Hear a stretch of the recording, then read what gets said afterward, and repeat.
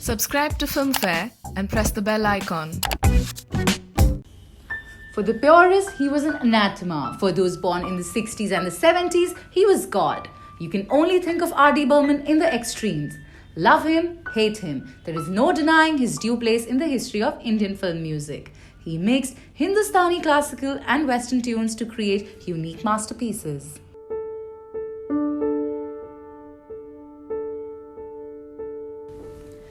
R.D Burman was said to be just 9 when he reportedly composed the comic song "Ae Meri Topi Palat Ke Aa," used by his father in Fantoosh.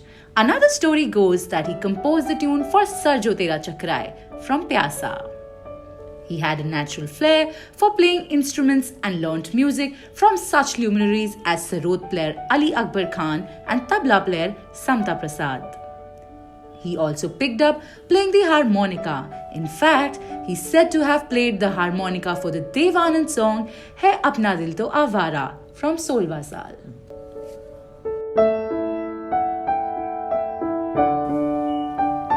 It was during this period when Mahmood gave R.D Burman his first break as an independent composer in Chote Nawab.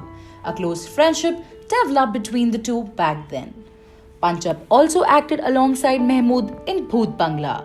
He developed a bond with Kishore Kumar after Chalti Ka Naam Gaadi, a tie which was to bear fruit with their collaboration in Aradhna and other Rajesh Khanna hits.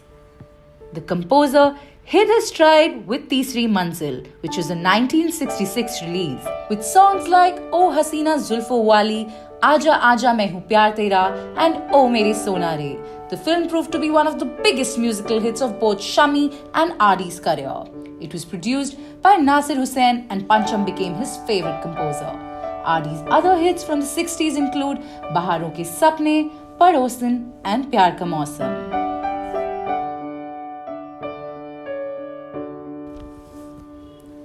The rise of Rajesh Khanna as a superstar coincided with the rise of R.D Burman as a super composer in the 70s.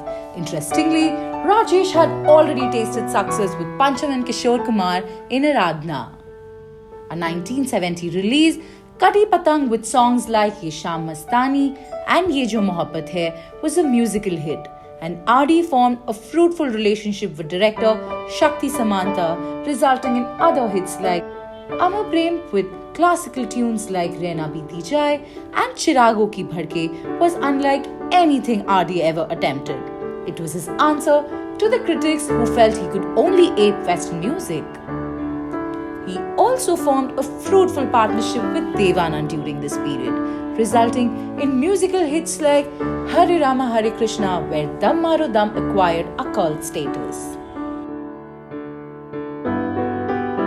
Sadly, the 80s turned out to be nothing like before for R.D. It is strange that the man whose music reigned in the 70s suddenly found himself out of favor in the next decade. History says it was a combination of factors which led to this.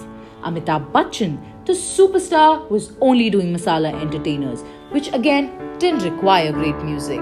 All the experiments that R.D did in the 70s were shamelessly copied by others, and in the 80s, thereby he just became dispensable. He completely ran out of luck when films carrying his music began to flop at the box office. He wasn't responsible for their fate, but somehow people began avoiding him. But even here, he did not lose his touch. Films like Khoobsurat, Rocky, Ye Vada Raha, Masoom and Sagar were proof enough of his great work. 90s was truly the end of an era. R.D Burman's star had really dwindled by this time.